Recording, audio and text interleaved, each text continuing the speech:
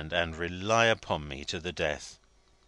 Don't think the worse of me, if I protest to you that my uppermost feeling at present is a confused, you may call it an unreasonable one. I feel far more pity for the lady, and for you, because you did not stand in your supposed relations, than I can feel for the unknown man if he ever became a man because he was unconsciously displaced. You have done well in sending for Mr. Bintrey. What I think may be a part of his advice, I know is the whole of mine. Do not move a step in this serious matter precipitately. The secret must be kept among us with great strictness, for to part with it lightly would be to invite fraudulent claims, to encourage a host of knaves, to let loose a flood of perjury and plotting. I have no more to say now, Walter, than to remind you that you sold me a share in your business expressly to save yourself from more work than your present health is fit for, and that I bought it expressly to do work, and I mean to do it." With these words, and a parting grip on his partner's shoulder that gave them the best emphasis they could have had, George Vendale betook himself presently to the counting house, and presently afterwards to the address of Monsieur Jules Obenreizer. As he turned into Soho Square, and directed his steps towards its north side, a deepening colour shot across his sun-browned face, which Wilding, if he had been a better observer, or had been less occupied with his own trouble, might have noticed when his partner read aloud a certain passage in their Swiss correspondent's letter, which he had not read so distinctly as the rest. A curious colony of mountaineers has long been enclosed within that small flat London district of Soho. Swiss watchmakers, Swiss silver chasers, Swiss jewellers, Swiss importers of Swiss musical boxes, and Swiss toys of various kinds draw close together there.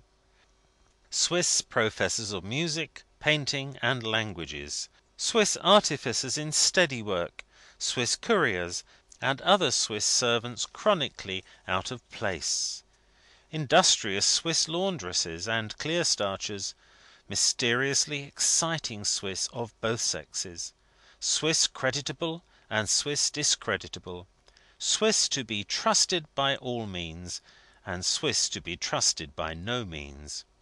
These diverse Swiss particles are attracted to a centre in the district of Soho. Shabby Swiss eating houses, coffee houses, and lodging houses, Swiss drinks and dishes, Swiss service for Sundays, and Swiss schools for weekdays, all are to be found there. Even the native-born English taverns drive a sort of broken English trade, announcing in their windows Swiss wets and drams, and sheltering in their bars Swiss skirmishes of love and animosity on most nights of the year. When the new partner in Wilding and Co. rang the bell of a door bearing the blunt inscription "Obenreizer" on a brass plate, the inner door of a substantial house, whose ground story was devoted to the sale of Swiss clocks, he passed at once into domestic Switzerland. A white-tiled stove for winter time filled the fireplace of the room into which he was shown. The room's bare floor was laid together in a neat pattern of several ordinary woods. The room had a prevalent air of surface bareness and much scrubbing, and the little square of flowery carpet by the sofa, and the velvet chimney-board with its capacious clock and vases of artificial flowers, contended with that tone, as if, in bringing out the whole effect, a Parisian had adapted a dairy to domestic purposes.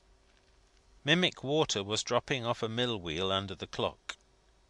The visitor had not stood before it, following it with his eyes, a minute, when Monsieur Obenreizer, at his elbow, startled him by saying, in very good English, very slightly clipped, "How do you do? So glad!" "I beg your pardon. I did not hear you come in." "Not at all. Sit, please." Releasing his visitor's two arms, which he had lightly pinioned at the elbows by way of embrace, Monsieur Obenreizer also sat, remarking, with a smile, "You are well? So glad! and touching his elbows again. "I don't know," said Vendale, after exchange of salutations, "whether you may yet have heard of me from your house at Neuchatel." "Ah, yes!" "In connexion with Wilding and Co.?" "Ah, surely! Is it not odd that I should come to you in London here, as one of the firm of Wilding and Co., to pay the firm's respects?" "Not at all. What did I always observe when we were on the mountains? We call them vast, but the world is so little. So little is the world, that one cannot keep away from persons. There are so few persons in the world, that they continually cross and recross. So very little is the world, that one cannot get rid of a person. Not," touching his elbows again, with an ingratiatory smile, "that one would desire to get rid of you." "I hope not, Monsieur Obenreizer." "Please call me, in your country, Mister. I call myself so, for I love your country. If I could be English! But I am born; and you, though descended from so fine a family, you have had the condescension to come into trade. Stop, though! Wines? Is it trade in England, or profession? Not fine art?" "Mr. Obenreizer," returned Vendale, somewhat out of countenance, "I was but a silly young fellow, just of age when I first had the pleasure of travelling with you, and when you and I and Mademoiselle your niece who is well?" "Thank you, who is well?" "Shared some slight glacier dangers together.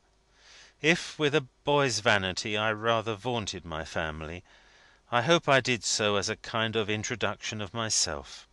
It was very weak, and in very bad taste. But perhaps you know our English proverb, 'Live and learn'?" "You make too much of it," returned the Swiss. "And what the devil! After all, yours was a fine family."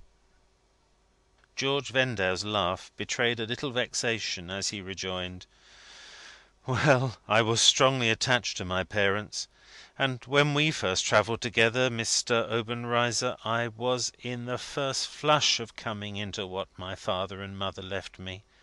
So I hope it may have been, after all, mere youthful openness of speech and heart, than boastfulness." "All openness of speech and heart; no boastfulness!" cried Obenreizer. "You tax yourself too heavily. You tax yourself, my faith, as if you was your Government taxing you. Beside, it commenced with me. I remember that evening in the boat upon the lake, floating among the reflections of the mountains and valleys, the crags and pine woods, which were my earliest remembrance.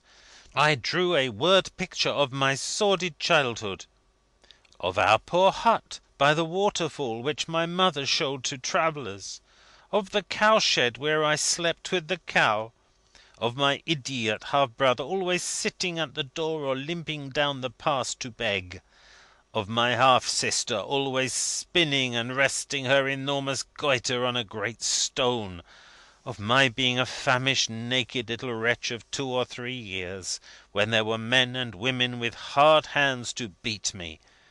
I, the only child of my father's second marriage, if it even was a marriage. What more natural than for you to compare notes with me, and say, 'We are as one by age'? At the same time, I sat upon my mother's lap in my father's carriage, rolling through the rich English streets, all luxury surrounding me, all squalid poverty kept far from me. Such is my earliest remembrance, as opposed to yours." Mr. Obenreizer was a black haired young man of a dark complexion, through whose swarthy skin no red glow ever shone. When colour would have come into another cheek, a hardly discernible beat would come into his, as if the machinery for bringing up the ardent blood were there, but the machinery were dry. He was robustly made, well proportioned, and had handsome features. Many would have perceived that some surface change in him would have set them more at their ease with him, without being able to define what change. If his lips could have been made much thicker, and his neck much thinner, they would have found their want supplied. But the grey